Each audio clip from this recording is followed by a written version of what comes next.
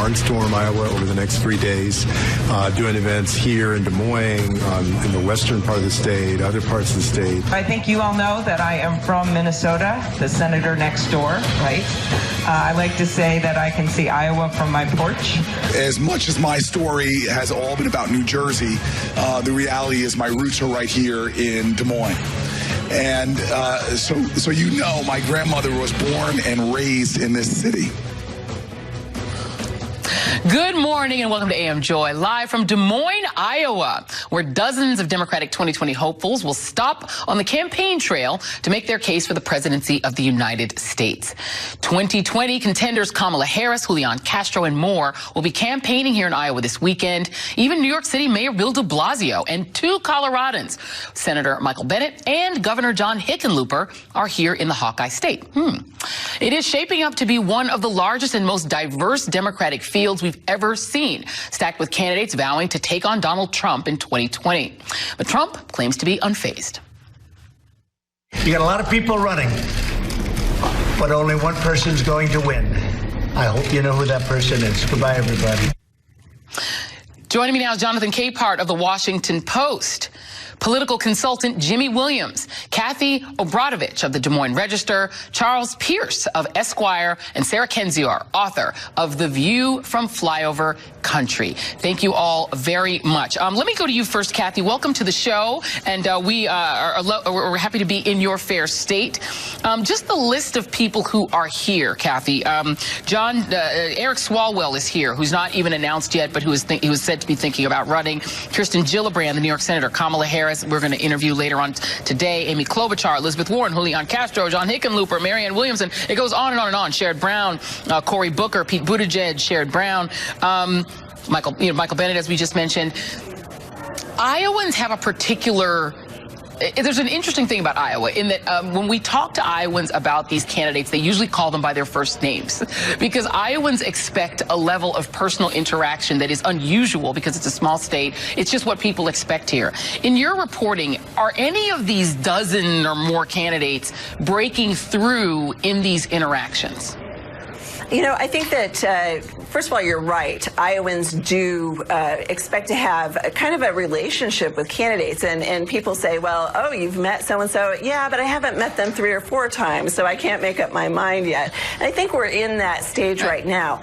All of these candidates are attracting big crowds, even during blizzards. We've had a terrible winter here in Iowa, but people are actually turning out in the snow to see these candidates. And I think they're just sizing them up now. It's impressive if you run into an Iowan who can actually name all of these candidates at this point. You practically need a bingo card to keep track of all of them, you know. But it is it's something that Iowans take very seriously. They are going to be interested in policy as well as personality. I personally hope that Iowans will pay a lot more attention to policy than personality this time around.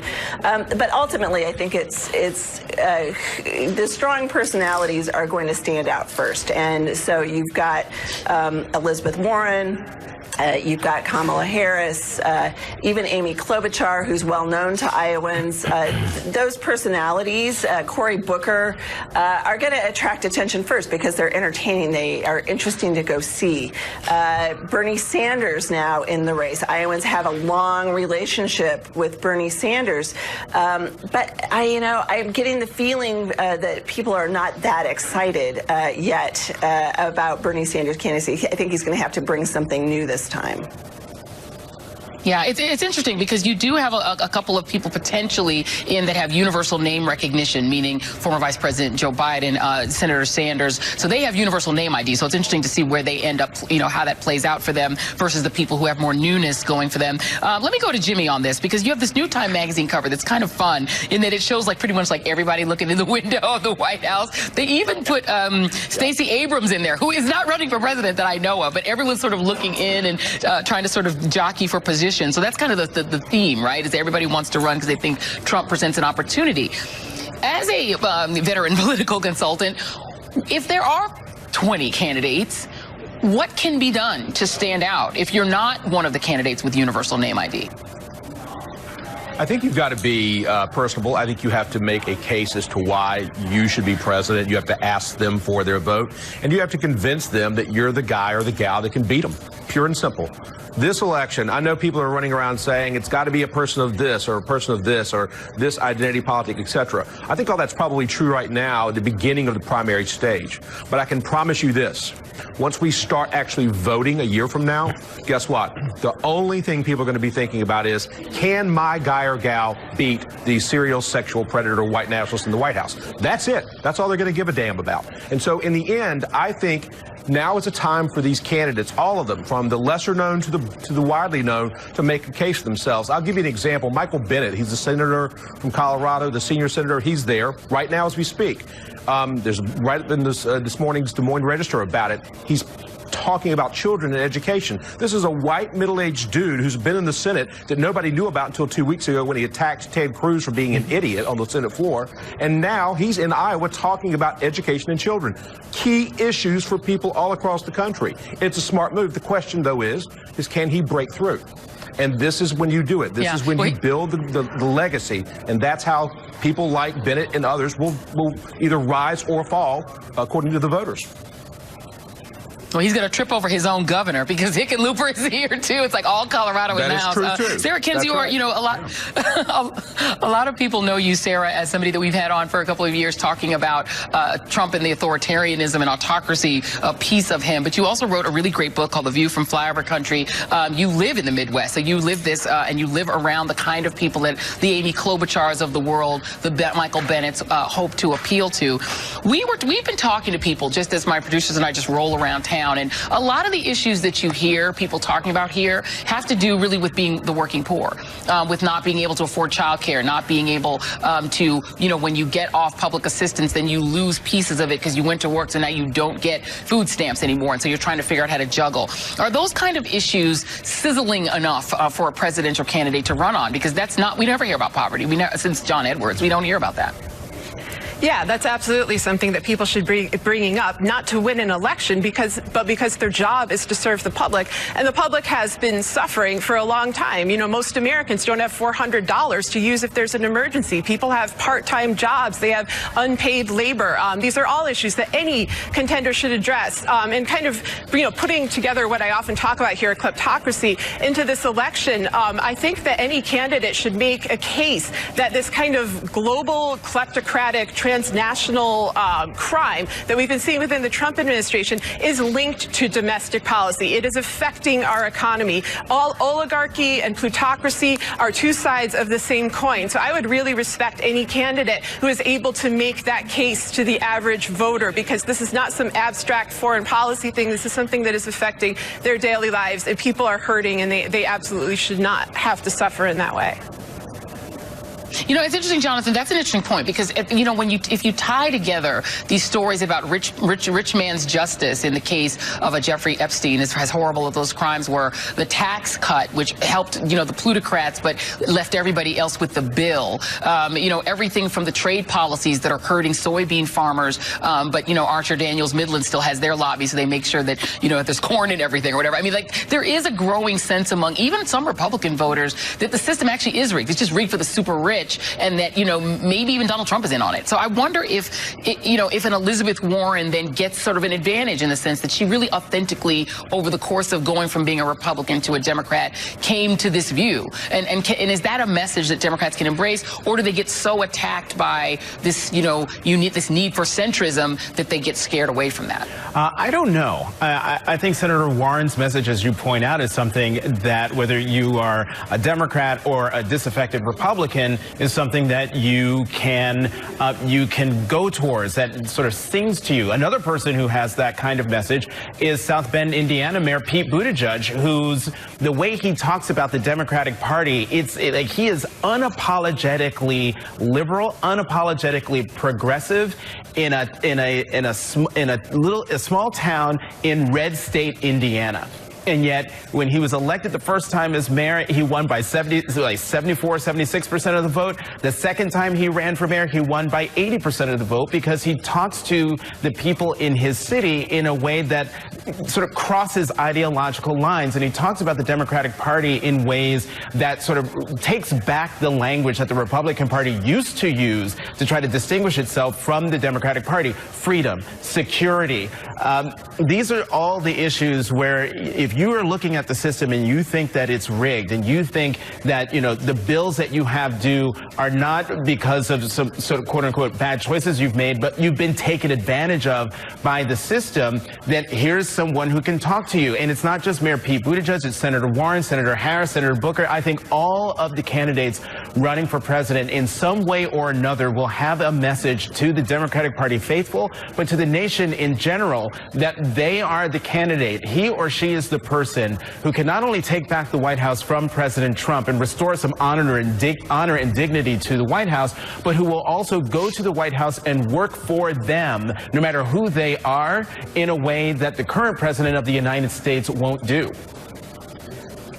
And, you know, Charlie Pierce, meanwhile, with all of that important stuff on the table, you know what we do. It's the horse race, right? It's how much money you're raising and where are you in the polls. And so, unfortunately, that it's inescapable because it's the metric that we use to judge people. And so, in the sense of who is breaking through, the two metrics, let's go through them both. Joe Biden has universal name ID, so it's not surprising that he's at the top of the Democrat. There's a poll that Emerson recently did that, you know, just asked Iowa Democratic voters specifically.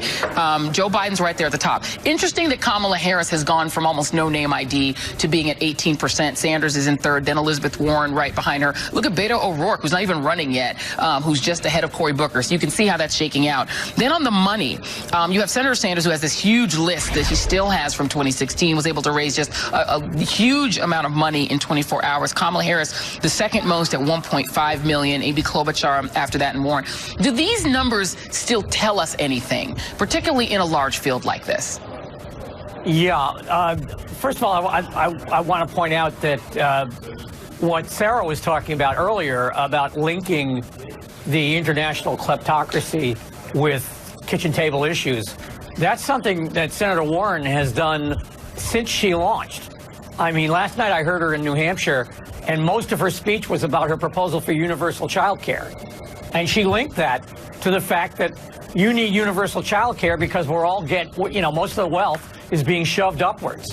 So, I mean, I think there's a linkage to be made there, and I think it's in the process. Now, as to what as to the question you actually asked me, I think the one thing that hasn't been emphasized enough is the move of California to early in the process. That's going to winnow the field because people are going to need a truckload of money to compete there. And I think by the time, California is right up there at the beginning of the process now. I think that, I think that's going to be the money primary. And I think you're going to see, if it's a 20-person field, I think you're going to see that cut in half after California. Yeah, I think that's, and half that Super Tuesday primary is the South, and a third of those delegates are California and Texas. So to make of that what you will. Kathy, I'm going to give you the last word on this because everybody's going to be here, whether they're running, not running. I know Eric Holder was here. It's becoming a lot. At a certain point, do Iowans get fatigue of it? And does it start to not benefit? I think the mayor of New York City is here. I mean, do people start to seem like an also-ran an addition that's just one too many? Yeah, well, I mean, Iowans do get a little bit weary, and you've got kind of a split vision about the Iowa caucuses, if you will. People who really love it, they get involved, they go to every candidate event, and then people who are just dreading the ads and the phone calls and don't want really anything to do with it. The caucuses still attract a fairly small percentage of actual Iowa voters because of the process. They've changed the process a little bit to make it more inclusive, so more people will likely be involved, plus candidates bring in more people. But I do think that is, right now for people like me, for political junkies, this is like Disneyland. The more candidates, the better. Let's have them here every weekend, and we'll just enjoy the ride through the end of the year and the February caucuses. Hey, Joyce, they got to come to South Carolina. They can't just go to Iowa. They can't just go to, they got to come to South Carolina. Very important. And I think, yeah, I think they know that because of, you also have to make sure, again, Super Tuesday is a lot of black votes. Huh? What? Chamber of Commerce. I'm sorry, what'd you say, down Charlie? There, Jimmy. I said Chamber of Commerce dude down there, Jimmy. Right, Jimmy. You better go get some brunch or something, even though it's Saturday. Charlie Pierce, shady. Jonathan and Jimmy will be back later in the show. Thank you very much. Kathy Obradovich, we'll be talking to you again as this process goes on. Charlie Pierce, Thanks, you Julie. go get yourself a cocktail. And Sarah Kendzior, thank you very much. We always love having you. And one note before we go to break, I'm in Iowa to interview Senator and presidential candidate Kamala Harris. You can see our conversation tomorrow on AM Joy. And coming up, the latest on actual election fraud in North Carolina. That's next.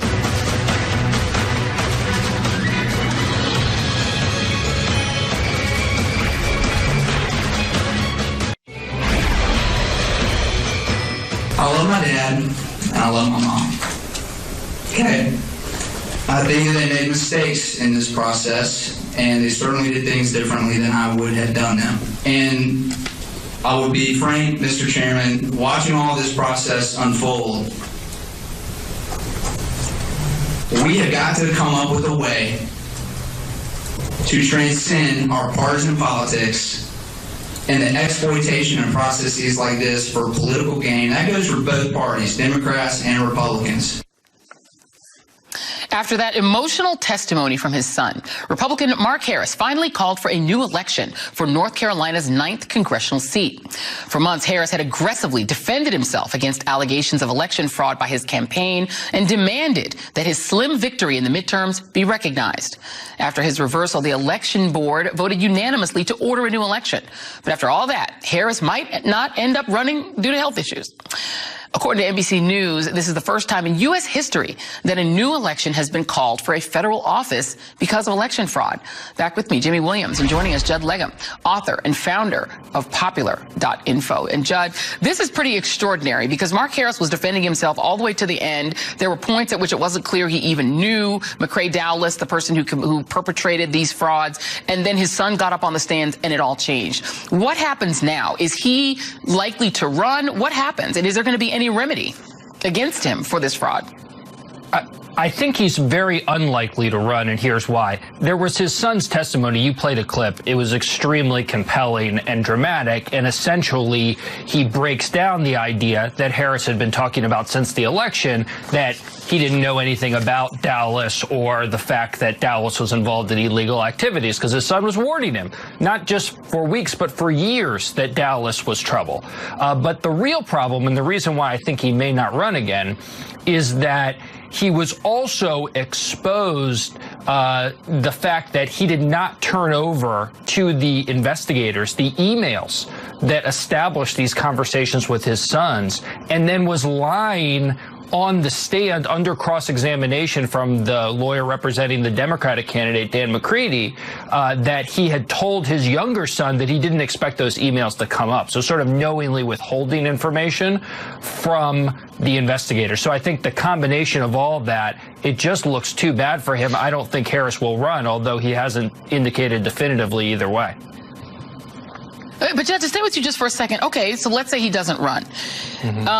There's a guy named Matthew Dunlap who used to sit on, he was Maine Secretary of State, or is Maine Secretary of State. He served for a while on Donald Trump's fictional, now defunct voter fraud commission, which of course found no voter fraud because it's, haltingly rare. And he asks, where's the voter fraud crowd? Where are they? The people who cry crime, and people named if people like John Smith vote in the same state, if two people named John Smith vote in the same state, now they don't have a lot to say, he points out. I mean, there are actual instances where people have gone to jail for, even inadvertent acts of what they call voter fraud. There's a woman in Texas named Crystal Mason who is serving 5 years in prison because she didn't know that a felony conviction made her ineligible to cast a ballot in 2016. By the way, people not being able to vote due to felony convictions is a vestige of the post-Civil War era designed to keep black people from exercising their rights under the 13th Amendment. So the idea that that lady's in prison, but this guy is lying about emails, is associated with somebody now known to have perpetrated real election fraud. He's not in legal jeopardy?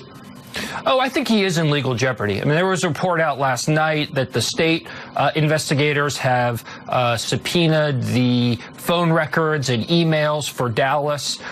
So obviously any communications between Dallas and Harris would be exposed there. The federal investigators are looking into it. Actually, his son is an assistant U.S. attorney, which added a different wrinkle. He said he's kind of recused himself from that investigation, but there are multiple criminal investigations underway. And I think the reason why Harris, after all of these weeks, said, you know what, I give up, just hold another election, is the proceedings in front of the North Carolina Election Board was putting him in further legal jeopardy. So we don't know for sure, but I think if I were Harris, I'd be quite worried about what's to come.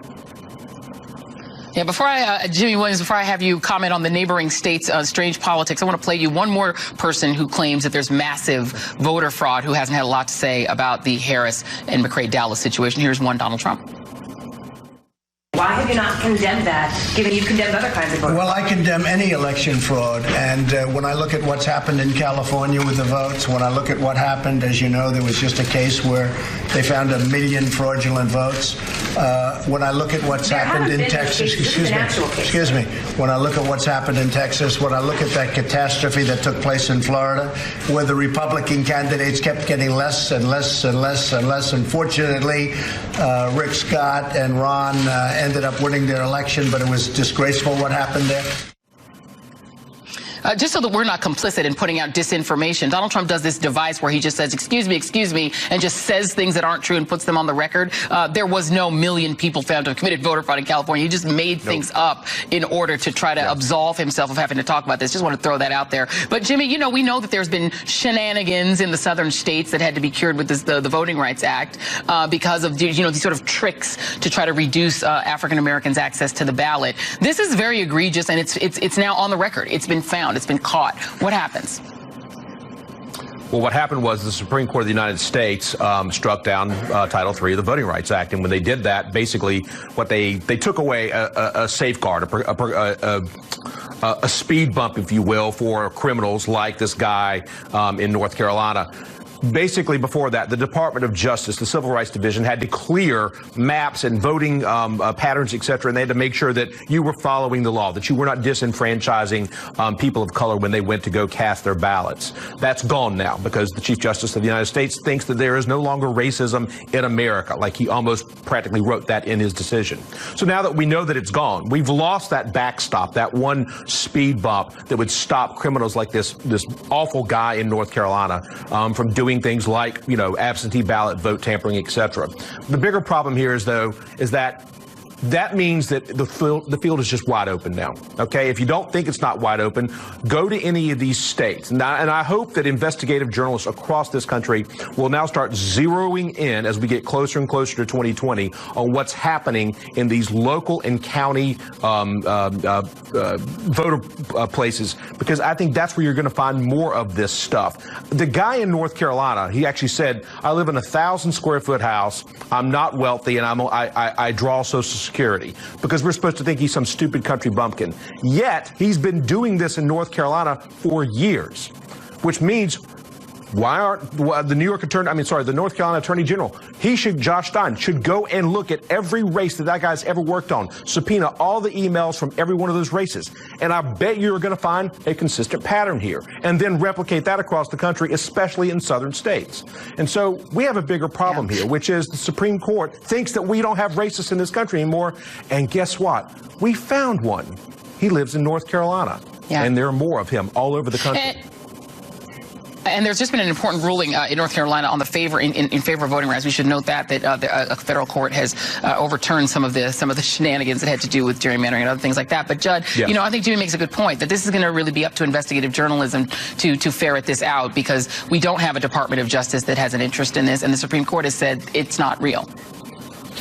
Yeah, I mean, and I think that's really the way that this was exposed piece by piece, both from some of the documents that were obtained by investigative journalists and a lot of great investigative journalism on the ground, where going to the homes of the people who were part of McRae-Dallas's operation and getting them to essentially admit exactly what they were doing. And although these folks were getting paid, you know, $50, $25, $25 to go and illegally harvest ballots. McCrae Dowless, who was at the top of this pyramid, did get paid $140,000 over a period of months to do this operation. This isn't the only campaign he's worked on, so he may be living in a 1,000 square foot apartment, but he seems to be doing pretty well for himself, at least until he was exposed at this point. But yeah, I think there's a lot more going on, a lot more races that could have been impacted, and this is just the tip of the iceberg. Yeah.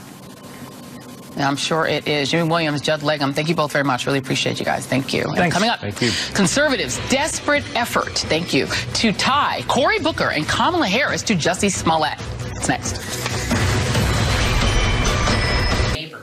Tune into AM Joy tomorrow for my one-on-one interview with Senator Kamala Harris right here in Iowa as we discuss how she plans to stand out in an already crowded presidential field of Democrats. And coming up next, the latest on the Jussie Smollett scandal.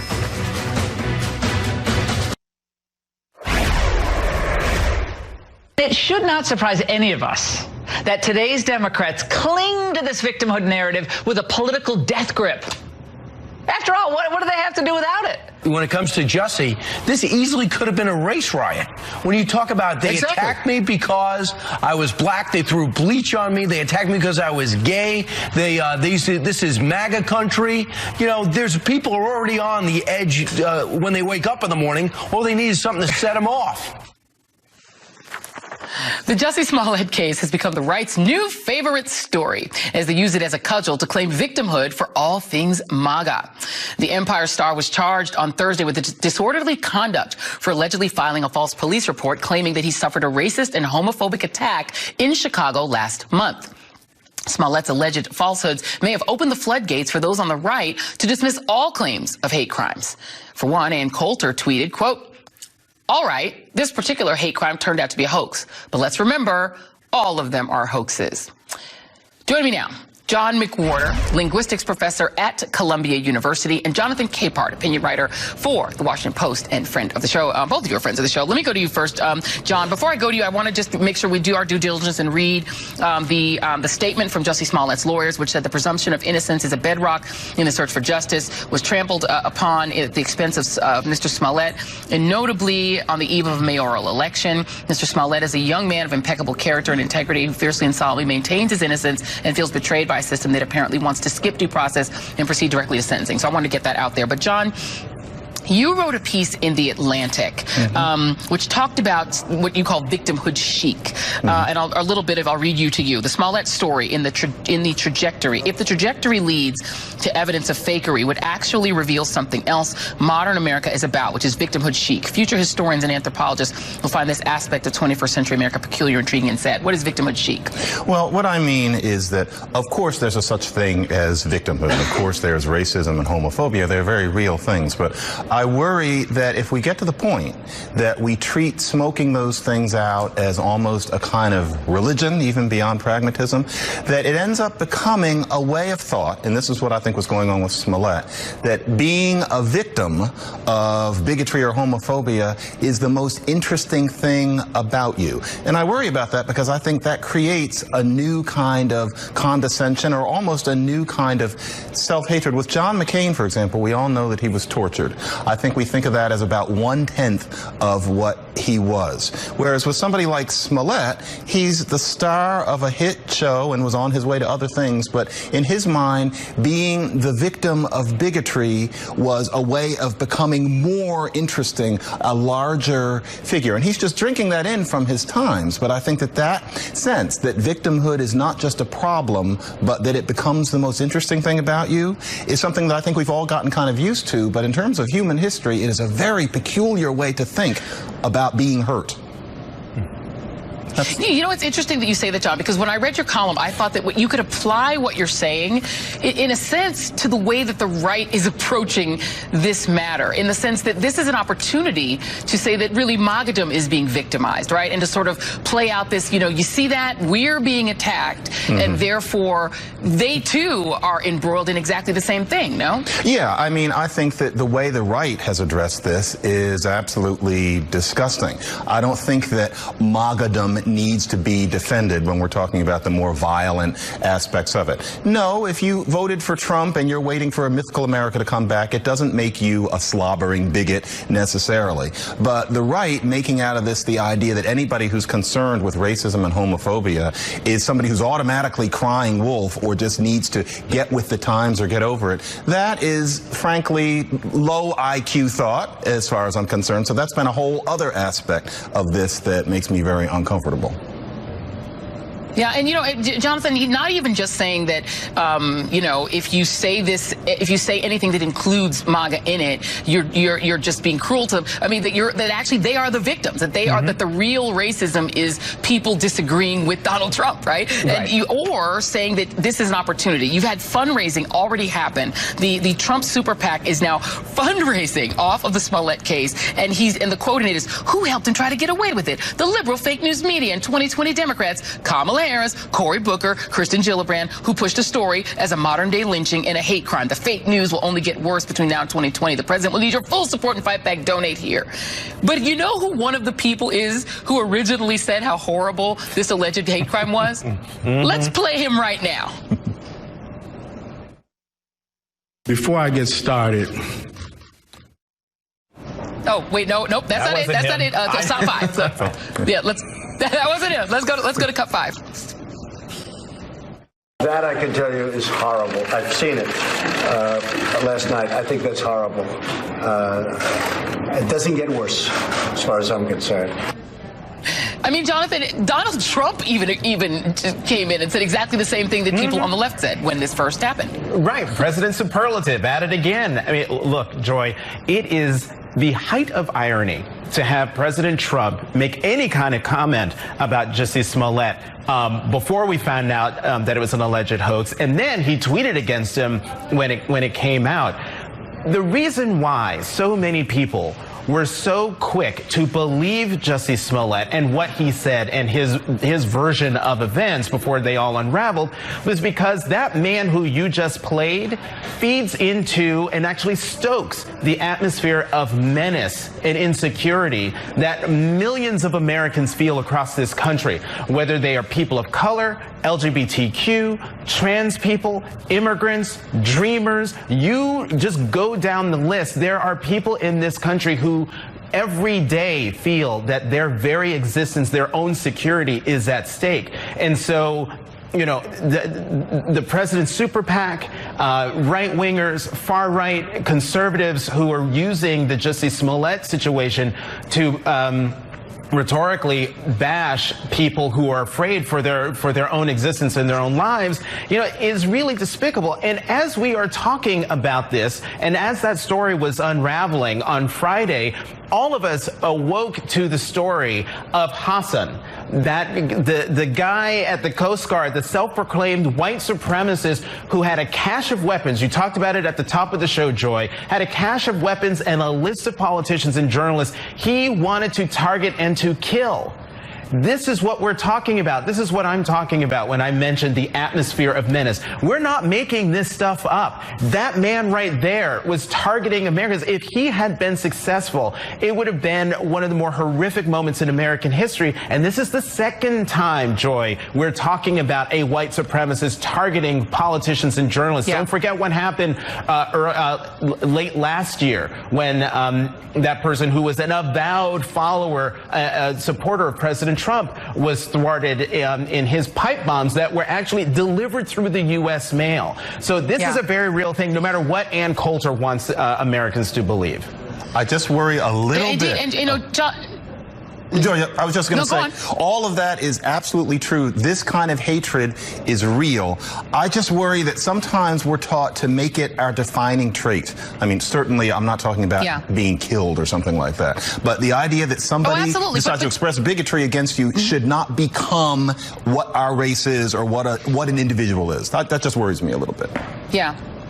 But what also worries me, I have to say, John, is people on the right get very offended when someone ties a Lieutenant Hassan to Trumpism, even though he's saying poke a Warren, even though he's using Trumpist tropes and going after people he sees as Trump's enemies. People will get very offended if you say, but wait, that is connected to Trump's rhetoric. But you now have people on the far right trying to say that Kamala Harris, because Jussie Smollett's mother's maiden name was Harris, is his aunt, or trying to say that she introduced the anti-lynching bill as a setup to be involved in a deep conspiracy to stage the Jussie Smollett case. I mean, we're already at the place now where people on the far right and James Woods, you know, the actor, are tweeting out that individual Democrats colluded with Jussie Smollett. We have gone down a rabbit hole of immense proportions. Well, you know, there's some people who are under the impression that drawing lines between dots like that in clever ways that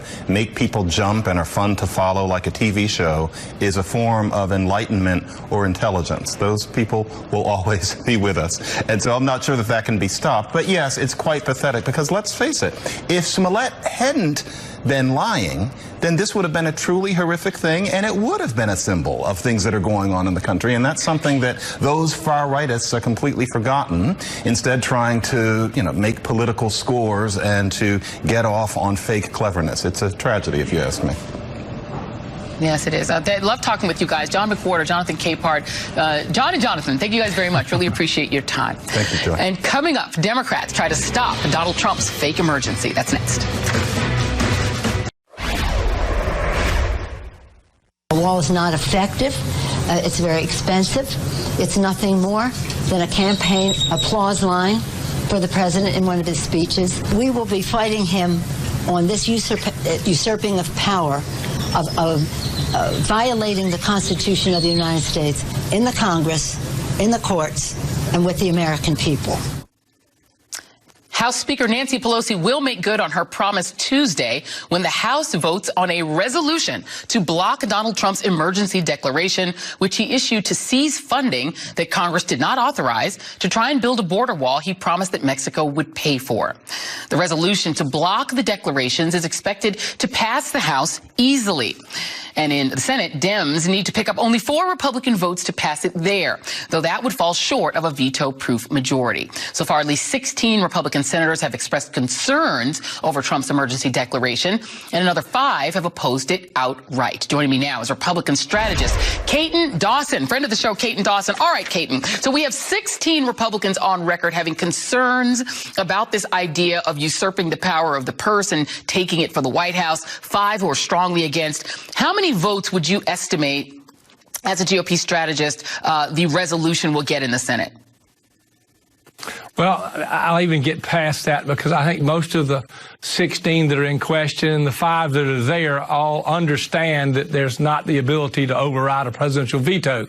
And when I've been looking at the talking points I'm seeing out there now, that the constitutionality of it and the ability for the president to do this, which 1976, the Emergency Powers Act was passed. 1979, there have been 58 of them that have been granted. 31 are still in place. So there's a lot of conversation that can go on that I think is probably going to benefit the president politically inside of his base, Joy. So at the end of the day, I don't see any way there's the ability to override a presidential veto. And I think the heat's starting to turn up on Republican senators in places that Trump is very popular to be very careful on how they vote and how they handle this issue. It is a base issue. I will agree with that. It is a complete base issue. But I think, Joy, the politics are probably pretty good for the president on this issue, especially if it stays an issue for months and months and months.